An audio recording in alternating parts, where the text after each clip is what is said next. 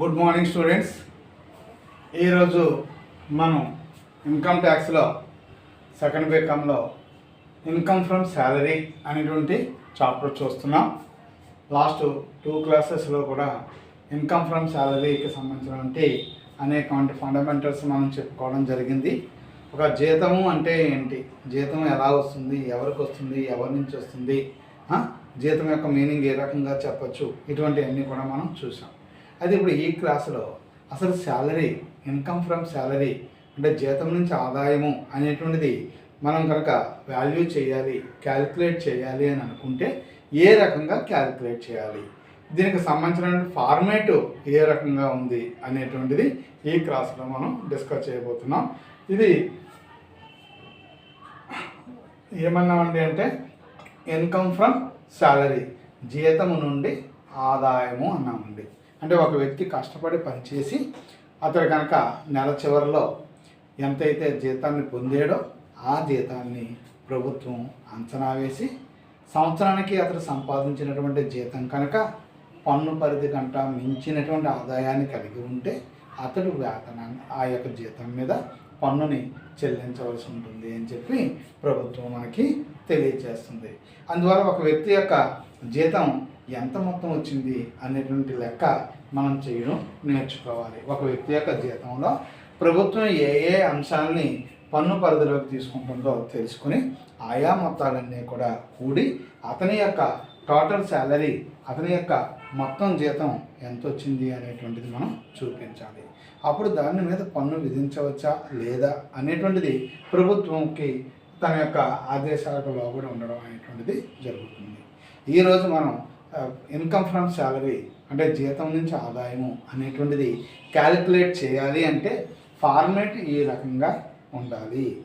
ఏంటి ఆ ఫార్మేటు అంటే వివరాలు మొత్తము అనేటువంటి కాలమ్స్తో ఓపెన్ చేసుకోవాలి.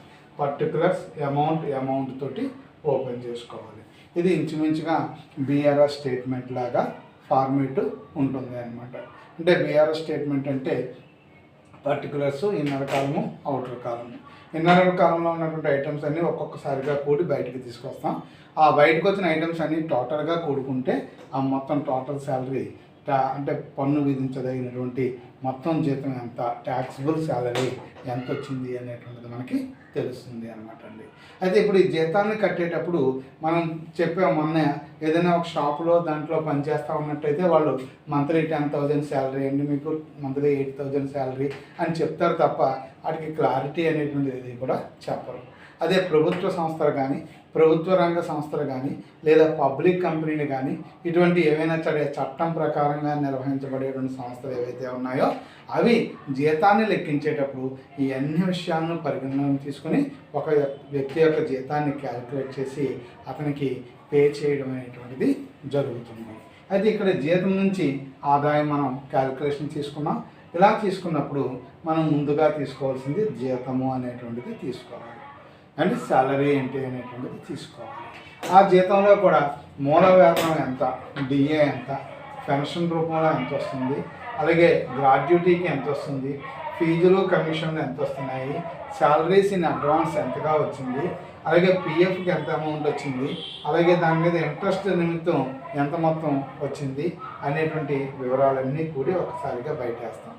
జీతానికి సంబంధించినటువంటి అంశాలు, జీతము ఇతర అంశాలు కలిపి వేస్తాం. తర్వాత అలవెన్సుల రూపంలో ఇతనికి ఏమైతే వచ్చినాయి అంటే కరువు భత్యం అలవెన్స్ ఎంత వచ్చింది, అంటే డిఏ ఎంత వచ్చింది, అలాగే ఇంటర్ అలవెన్స్ ఎంత మొత్తం ఇతనికి ఇచ్చారు, హెచ్ఆర్ఏ హౌస్ రెంట్ అలవెన్స్ ఎంత ఇచ్చారు, అలాగే వినోదపు అలవెన్స్, ఎంటర్టైన్మెంట్ అలవెన్స్ ఎంత ఇచ్చారు, అలాగే ఇతర కన్వీనియన్స్ అలవెన్స్ అవి ఎన్ని ఇచ్చారు, మొత్తం అలవెన్సుల రూపంలో ఇతనికి ఎంత మొత్తం వచ్చింది. అలాగే పెరిక్విజిట్స్ అంటే ప్రోత్సాహకాలుగా ఏమి ఇచ్చారు, ఉచితంగా ఉండడానికి ఏమైనా ఇల్లు గట్రా ఏమైనా ఇచ్చారా, లేదా ఇతరత్ర ఏమైనా సౌకర్యాలు, కారు ఇచ్చారా, లేదా పిల్లలకి స్కూల్ ఫీజులు ఇచ్చారా, ఇలాంటివి ఏమైనా ఉన్నాయా, సౌకర్యాలు ఏమైతే ఉన్నాయో అవి. తర్వాత జీతానికి బదులుగా స్వీకరించేటువంటి లాభాలు ఏమైనా ఉన్నాయా, ఆ జీతానికి బదులుగా అంటే బహుమతులు కానీ లేదా ఇతరటువంటి ప్రోత్సాహకాలు కానీ ఏమైనా వచ్చినాయా, మొత్తం ఎంత మొత్తం వచ్చింది. ఇది స్థూల మొత్తపు జీతం, గ్రాస్ శాలరీ. ఈ గ్రాస్ శాలరీలోంచి సెక్షన్ 16 ప్రకారంగా ఎంటర్టైన్మెంట్ ట్యాక్స్ అంటే వినోదపు పన్ను ఏమైనా ఉంటే ఆదాయం ఏదైనా ఉంటే దాని మీద పన్ను చెల్లించాల్సిన మొత్తం ఎంతైతే ఉందో అది తీసుకుంటాం. అలాగే ప్రొఫెషనల్ ట్యాక్స్ అని వృత్తి పన్ను అనేది కూడా తగ్గింపు ఉంటుంది అని అన్నాం. దీని మీద మార్పులు చేర్పులు ఏమైనా ఉంటే మనం రెగ్యులర్ ప్రాక్టీస్లో చూసుకుందాం. అంటే ఉన్నటువంటి ఫార్మేట్ ప్రకారంగా పాత ఫార్మేట్ ఇట్లా ఉంది కాబట్టి ఈ రకంగా మనం తీసుకున్నాం. ఇది బయటేసి దీని నుంచి దీన్ని డైరెక్ట్ చేసేస్తే ఆ వచ్చినటువంటి మొత్తం ఎంతైతే ఉందో అది పన్ను విధించదగినటువంటి జీతము, అది ట్యాక్సిబుల్ శాలరీగా మనం చెప్తాము. ఇది జీతం నుంచి ఆదాయం లెక్క కట్టాలి అంటే మనం వేసేటువంటి టేబుల్ యొక్క వివరణ. ఎప్పుడు జీతం లెక్క చేసినా సరే ఇలాంటి టేబుల్ మనం తయారు చేసుకొని మొత్తం జీతం ఎంత ఉంది అనేది మనం క్యాలిక్యులేట్ చేసుకోవాలి. ప్రీవియస్ క్లాసుల్లో చూడండి, గృహస్థు నుంచి ఆదాయం కట్టాము మనం, అంటే గృహస్థు నుంచి వచ్చినటువంటి అద్దెని లెక్క కట్టాము. అప్పుడు కూడా ప్రామాణిక అద్దె, మున్సిపల్ అద్దె ఇవన్నీ తీసుకున్నాం. స్థూల వార్షిక విలువ తీసుకున్నాం, మున్సిపల్ పన్నులు తీసేసి ఇక్కడ వార్షిక విలువ తీసుకున్నాం. కానీ అర్థమవుతుందని అప్పుడు ప్రామాణిక తగ్గింపులు అన్నీ తీసుకున్నాం. అలా ఎలా అయితే మనం ఫార్మేట్ ప్రకారంగా కట్టామో అలాగే ఇక్కడ కూడా ఫార్మేట్ ప్రకారంగా అతనికి సంబంధించిన శాలరీ వివరాలు, అలాగే అతనికి ఇచ్చినటువంటి అలవెన్సులు, అతనికి ఇచ్చినటువంటి రిక్విజిట్లు, అదే రకంగా అతనికి ఇతరత్ర ఏమైనా జీతానికి బదులుగా ఇచ్చిన ఏమైనా ఉంటే అవన్నీ కూడిన దానికి మొత్తాన్ని స్థూలమొత్తపు జీతంగా తీసుకుంటాం. ఆ స్థూలమొత్తపు జీతం నుంచి ఏమైనా అంటే తగ్గింపులు ఇచ్చేటువంటి వినోద పన్ను అలాంటివి ఏమైనా ఉన్నట్టయితే అది గవర్నమెంట్ ఎంప్లాయీస్కి అయితేనే ఇస్తారటండి. అవి ఏమైనా ఉన్నట్టయితే అవి కూడా తీసేస్తే అప్పుడు మనకి ట్యాక్సిబుల్ శాలరీ ఎంత అనేది తెలుస్తుంది, జీతం నుంచి ఆదాయం ఎంత అనేటువంటిది తెలుస్తుంది. కాబట్టి ఈ స్టేట్మెంట్ ముందు మనం వేసుకొని బాగా చదివిన తర్వాత కొన్ని పాయింట్స్ అలవెన్స్లు అవి అయితే ఉన్నాయో వాటికి సంబంధించిన నోట్ పాయింట్స్ అవి కూడా ఈ టేబుల్ కింద చెప్తాను. అవి కూడా మీరు నోట్ చేసుకున్న తర్వాత అప్పుడు సమ్స్ రాసుకొని దానికి ఆన్సర్కి వెళ్ళడానికి మనకు అవకాశం ఉంటుంది. ఇన్కమ్ ఫ్రమ్ శాలరీ అనేటువంటిది చాలా కన్ఫ్యూజ్గా ఉండే టాపిక్. మీరు చాలా జాగ్రత్తగా దీన్ని ఫాలో అయితే మీకు అర్థం అవడం అనేటువంటిది జరుగుతుంది. ఓకేనండి. ముందుగా both mediums, English medium, Telugu medium కూడా ఒక పేజీ ఉండేటట్టు ఈ ఫార్మేట్ తీసుకోండి. ఖాళీగా రాసుకుందరు కానీ వివరాలు మొత్తం కన్ఫ్యూజ్ లేకుండా ఫార్మేట్ కాబట్టి ముందు తెలుగు మీడియం అంతా చెప్తాను, అయ్యాక మరలా ఇంగ్లీష్ మీడియం అంతా చెప్తాను. అప్పుడు మీరు బాగా ప్రిపేర్ అయితే అప్పుడు మనం ఎదరికెళ్ళడానికి అవకాశం ఉంటుంది. ముందు ఒక పేజీ ఉండేటట్టు ఫార్మేట్ గీయండి. వివరాలు మొత్తం పర్టికులర్స్ అమౌంట్ ఇంగ్లీష్ మీడియం గీయండి, తెలుగు మీడియం గీయండి. ముందుగా తెలుగు మీడియం సిద్ధంగా ఉండండి, ముందు అది రాసుకుందాం.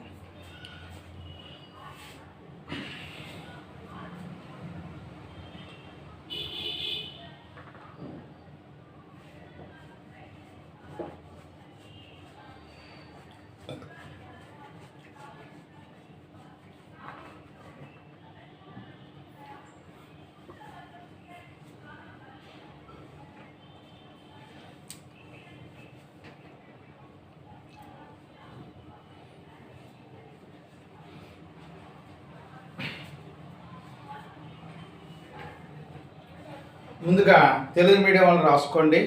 టేబుల్ గీశారు, మీరు వివరాలు మొత్తం పెట్టారు. రోమన్ 1 వేసుకోండి, జీతము అని రాసుకోండి. రోమన్ 1 వేసుకొని జీతము అని రాసుకోండి. రోమన్ 1 వేసుకోండి, జీతము అని రాసుకోండి.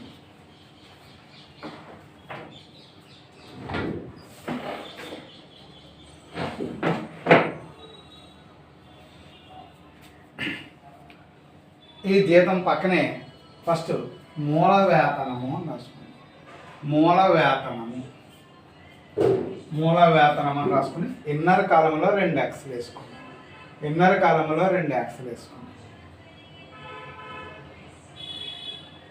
నెక్స్ట్ పెన్షన్ అని రాసుకోండి. 2 ఎక్స్లు వేసుకోండి. పెన్షన్ 2 ఎక్స్లు వేసుకోండి. పన్ను విధించదగిన గ్రాట్యుటీ అని రాసుకోండి. 2 ఎక్స్లు వేసుకోండి. ఫీజు కమిషన్ 2 ఎక్స్లు వేసుకోండి.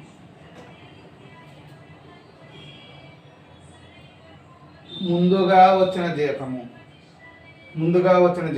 2 ఎక్స్లు వేసుకోండి.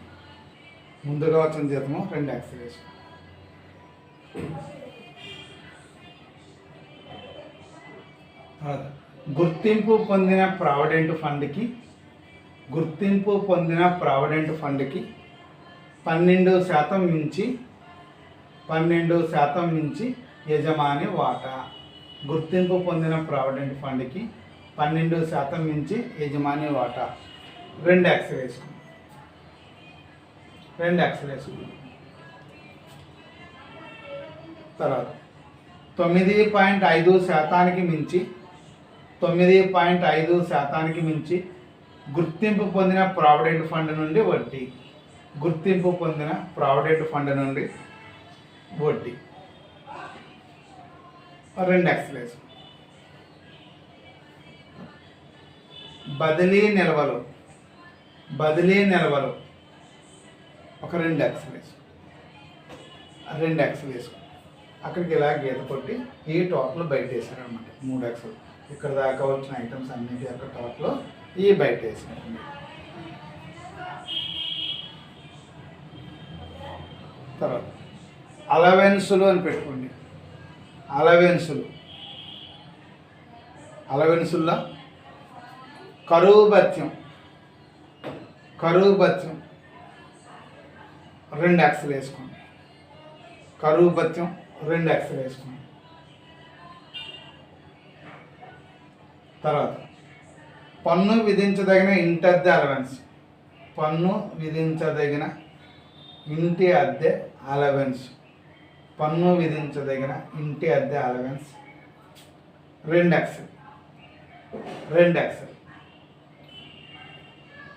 వినోద అలవెన్స్ 2x.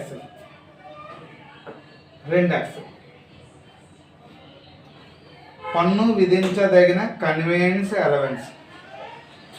పన్ను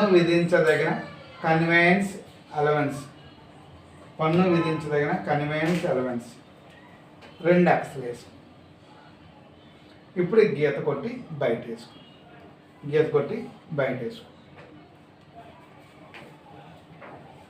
తర్వాత పెరిక్విజిట్లు అని పెట్టుకోండి. మూడోది పెరిక్విజిట్లు అని పెట్టుకోండి.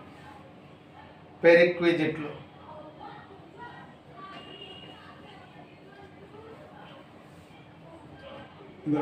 ఉచితంగా లేదా రాయితీ కల్పించిన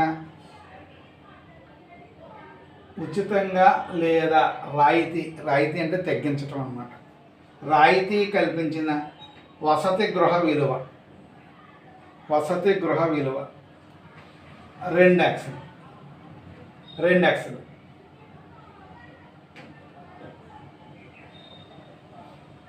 తర్వాత ఉచితంగా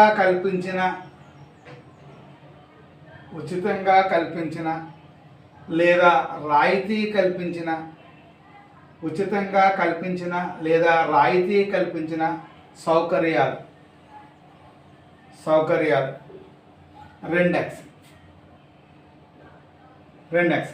ఇక్కడ గీత కొట్టి బయట 2x. ఇక్కడికి ఎలా గీత కొట్టి బయట 2x.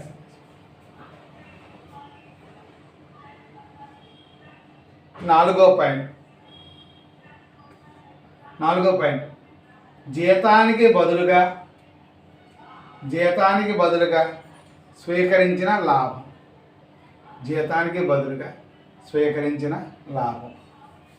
2x. అక్కడికి అలా కూడితే టోటల్ 3x. ఇలా కూడితే అంటే ఆ ఒకటోది, రెండోది, మూడోది, నాలుగోది కూడితే ఐదోదాన్ని ఎదురుకుండా స్థూల జీతం.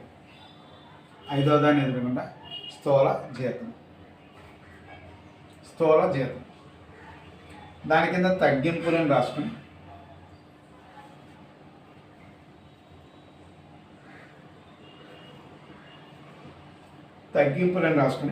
దాని కింద సెక్షన్ 16 ప్రకారం వినోద అలవెన్స్. సెక్షన్ 16 ప్రకారం వినోద అలవెన్స్ 2x. బ్రాకెట్లో ప్రభుత్వ ఉద్యోగులు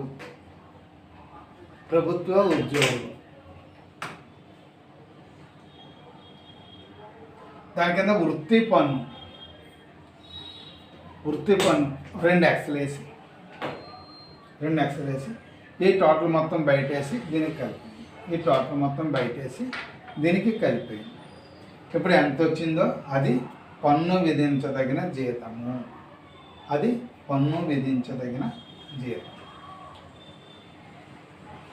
తెలుగు మీడియం ఫార్మేట్ అంతా రాసుకున్నారు అండి. మొత్తంకి వచ్చింది ఒకటో టోటల్ జీతాంది, అలవెన్స్ది, అలాగే పెరిక్విజిట్లది, అలాగే జీతానికి బదులుగా వచ్చింది అది స్థూల మొత్తం.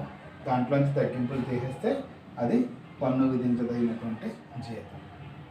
ఇప్పుడు ఇంగ్లీష్ మీడియం వాళ్ళు 1 పేజీ ఫార్మేట్ తీసుకోండి. పర్టికులర్స్ అమౌంట్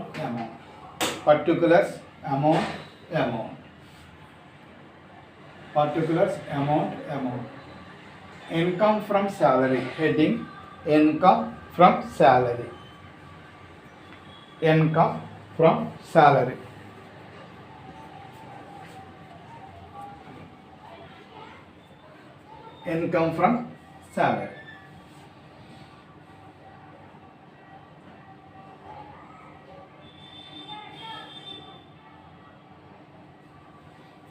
ఒకటో Roman salary.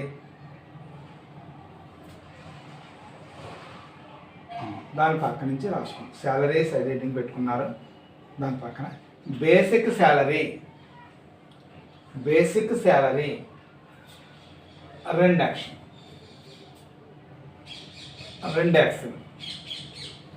Basic salary 2 action. దాని కింద pension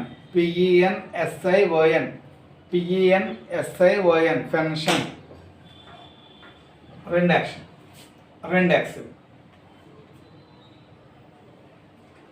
2 action.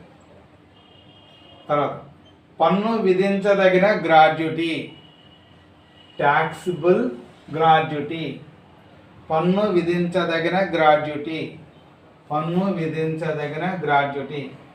Taxable gratuity 2 action.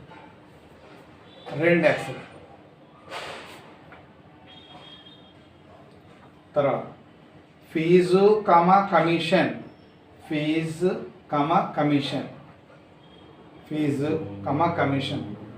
2 action.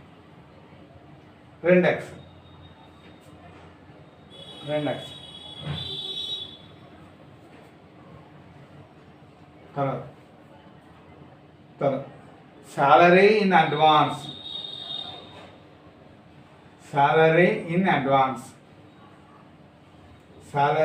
advance 2 action. చూసుకోండి. ఫస్ట్ బేసిక్ శాలరీ చెప్పాను అండ్ ఆగిపోలేదు కదండి. తర్వాత పెన్షన్, తర్వాత ట్యాక్సిబుల్ గ్రాడ్యుటీ, తర్వాత ఫీజు కమిషన్, తర్వాత salary in advance.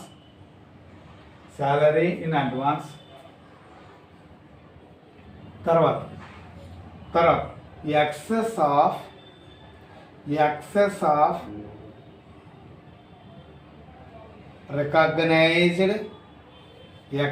Of recognized provident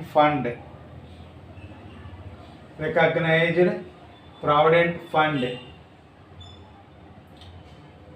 బ్రాకెట్లో RPF మనం అలా పిలుస్తాం.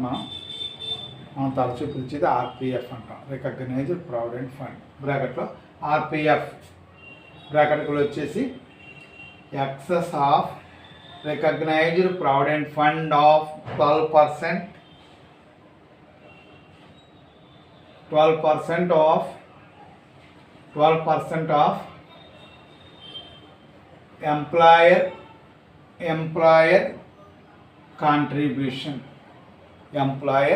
contribution. Excess of RPF 12% of employer contribution. ఒక 2 axe.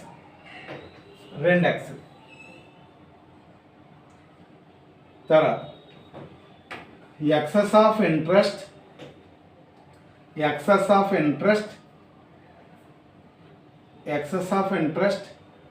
credited to RPF RPF balance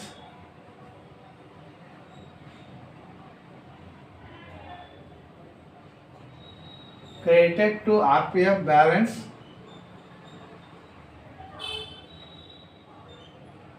9.5%. 9.5%.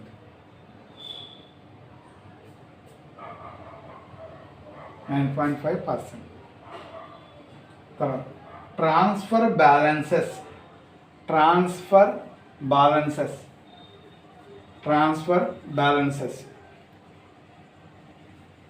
ఆ రెండు ఎక్స్లు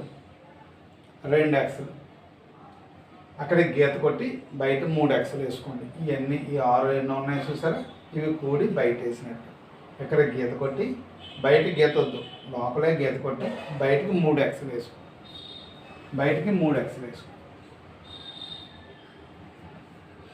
సెకండ్ పాయింట్ అలవెన్సెస్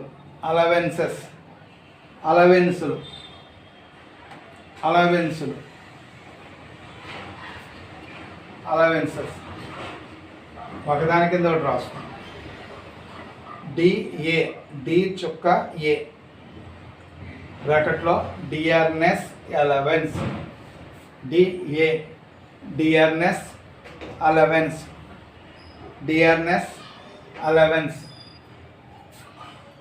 2x.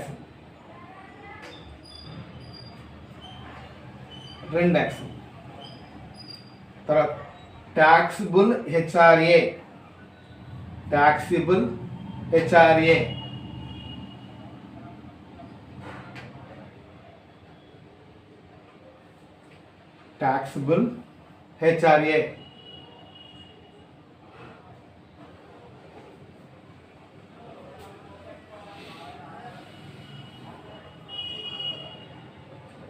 తర్వాత ఎంటర్టైన్మెంట్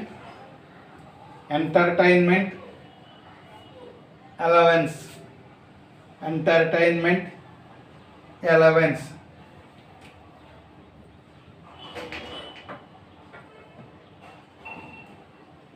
తర్వాత ట్యాక్సిబుల్ కన్వీనియన్సెస్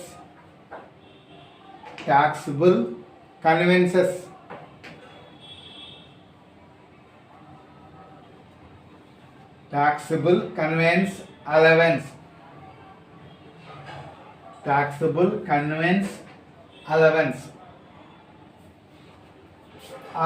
అక్కడికి రెండు ఎక్సలేషన్ అన్ని కూడి ఒకసారి బయట, ఇక్కడికి ఎన్ని కూడి బయట వేయండి. అలవెన్స్లు మొత్తం కూడి బయట 3 ఎక్స్లు వేయండి.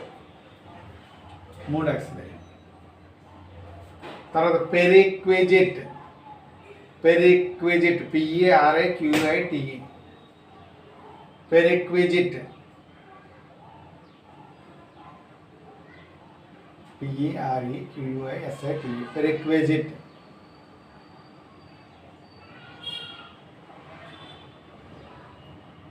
పెరిక్విజిట్ దాని కింద రాసుకో. ఫ్రీ రెంటల్ హౌస్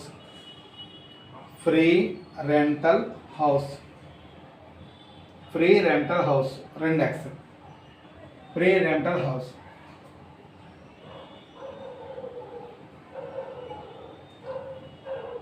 తర్వాత free facilities other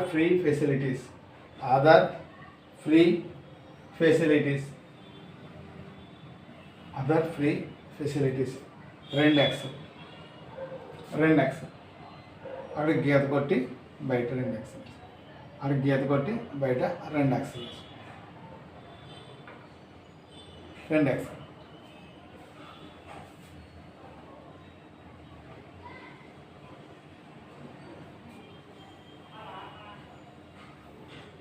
Fourth one profits. Profits in lieu, LIEW,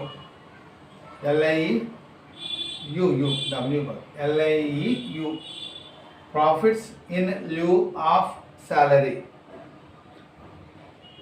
అంటే శాలరీస్ బదులుగా దాని బిహాఫ్ ఆఫ్ అని దాని తరపున. Profits in LIEU you of salary ఒక 2 ఎక్స్లు వేసుకున్నాం. అవుటర్ కాలంలో 2 ఎక్స్లు వేసుకున్నాం. అక్కడికి కూడేయండి. ఈ 4 ఐటమ్స్ కూడేయండి. 3 ఎక్స్లు వచ్చినాయి. అక్కడ 4 ఐటమ్స్ కూడేస్తే 3 ఎక్స్లు వచ్చినాయి. ఈ 3 ఎక్స్లో కూడా గ్రాస్ శాలరీ, స్థూల లాభం అన్నమాట, స్థూల జీతం, గ్రాస్ శాలరీ అన్నమాట. గ్రాస్ శాలరీ అక్కడికి ఆ టోటల్ ఎదురకుండా గ్రాస్ శాలరీ 5వ రోమనం. గ్రాస్ శాలరీ, గ్రాస్ శాలరీ దాని దిగున మైనస్ డిడక్షన్స్,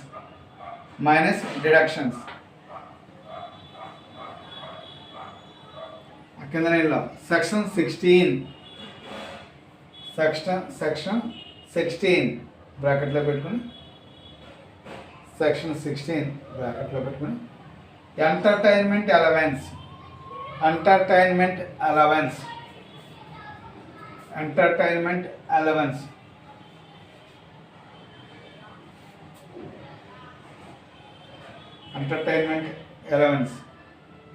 బ్రాకెట్లో government employees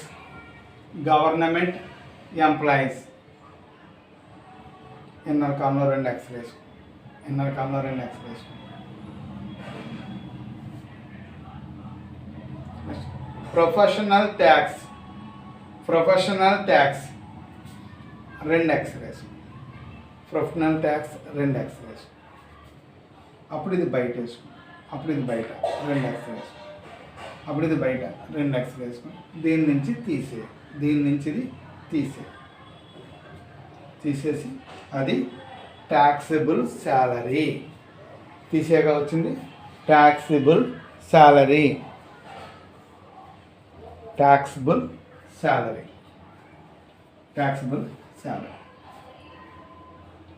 entertainment tax, professional tax, తర్వాత లాస్ట్గా వచ్చింది ట్యాక్సిబుల్ శాలరీ. ఈరోజు మీకు అసలు ఇన్కమ్ ఫ్రమ్ శాలరీ అనే దాని తాలూకా స్టేట్మెంటు ఏ రకంగా ఉంటుంది అనేది మనం చెప్పుకున్నాం. ఈ స్టేట్మెంట్ కూడా కొంచెం కన్ఫ్యూజ్గా ఉన్నట్టే ఉంటుంది. మీరు కొంచెం గుర్తుపెట్టుకుని బండగా ఒక గుర్తుకి రండి. అంటే ఫస్ట్ సైడ్ హెడ్డింగ్ శాలరీస్ ఏమైతే ఉన్నాయో వాటికి సంబంధించిన ఈ పాయింట్స్ గుర్తుపెట్టుకోవాలి. రెండవది అలవెన్స్లు ఏమైతే ఉన్నాయో అవి గుర్తుపెట్టుకోవాలి. మూడవది పెరిక్విజిట్స్ ఏమైతే ఉన్నాయో అవి గుర్తుపెట్టుకోవాలి. నాలుగోది జీతానికి బదులుగా ఏమిస్తున్నామో అవి గుర్తుపెట్టుకోవాలి. మొత్తం పూర్తి స్థూల మొత్త జీతం అన్నమాట. ఆ స్థూల మొత్త జీతం నుంచి సెక్షన్ 16 ప్రకారంగా ఈ ఎంటర్టైన్మెంట్ ట్యాక్స్ అనేటువంటిది డిడక్షన్ ఇస్తారు. వృత్తి పొందింతకు ముందు ఇచ్చేవారు చూద్దాం ఏదో సంస్థలో అదొకటి డిడక్షన్ ఉంటుంది. తీసేస్తే మీకు ప్రొఫెషనల్ ఇన్కమ్ ఫ్రమ్ శాలరీ అనేటువంటిది వస్తుంది. ఈ రకంగా మీరు దీన్ని క్యాలిక్యులేట్ చేయాలి. ఈ క్యాలిక్యులేట్ చేయడమే కాకుండా ఇందులో ప్రతి పాయింట్ని కూడా కొంచెం జాగ్రత్తగా మీరు అర్థం చేసుకోవాల్సి ఉంటుంది. వాటి మీద కొద్దిగా ఆ రూల్ పాయింట్స్ కూడా ఉంటాయి. అవి కూడా మీకు అంటే సులువుగా ఉండేలాగా నేను నోట్ పాయింట్ చెప్తాను, అవి నోట్ చేసుకుందాం. అప్పుడు మనం సమ్ మొదలుపెట్టినట్టయితే ఏమైనా చేయడానికి మనకి వీలుగా ఉంటుంది. లేకపోయినట్టయితే సమ్లో కొన్ని పాయింట్స్ అర్థమవుతాయి, మరి కొన్ని పాయింట్స్ మనకి అర్థం కావు. అప్పుడు సమ్లో ఏ పాయింట్స్ తీసుకుని సమ్ చేయాలి అనేది మనకి కన్ఫ్యూజన్గా ఉంటుంది అనమాట. దానికంటే ముందుగా మనం ప్రయత్నం చేయాల్సింది ఏంటంటే ఏమి ఇన్కమ్ ఫ్రమ్ శాలరీస్ అంటే ఏమేమి తీసుకోవాలి. శాలరీ తీసుకోవాలి, అలవెన్సెస్ తీసుకోవాలి, పెరిక్విజిట్స్ తీసుకోవాలి, తర్వాత ప్రాఫిట్స్ లీవ్ ఆఫ్ శాలరీ తీసుకోవాలి. అప్పుడు మనకు గ్రాస్ శాలరీ వస్తుంది. గ్రాస్ శాలరీలోంచి డిడక్షన్స్ తీసేయాలి. అప్పుడు net salary. That net salary is called income from salary, taxable income from salary. అంటే జీతం నుంచి ఆదాయం వేరు, పన్ను విధించదగిన జీతం వేరు. మొత్తం జీతం మనం తీసుకునేది, పన్ను విధించదగిన జీతం అంటే ఎంత అమౌంట్కి ట్యాక్స్ వేయాలి అనేది ట్యాక్సిబుల్ శాలరీ అనేటువంటిది అనమాట. జీతం మనకు వచ్చే జీతం వేరు, మనం పన్ను కట్టవలసిన జీతం వేరన్నమాట. అంటే మనకు వచ్చిన జీతంలో కూడా కొన్నిటికి పన్ను మనం కట్టాల్సిన లేదు, కొన్నిటికి కట్టాల్సి ఉంటుంది. అలా పన్ను కట్టవలసిన జీతం ఎంత అనేది మనం క్యాలిక్యులేట్ చేయాలన్నమాట.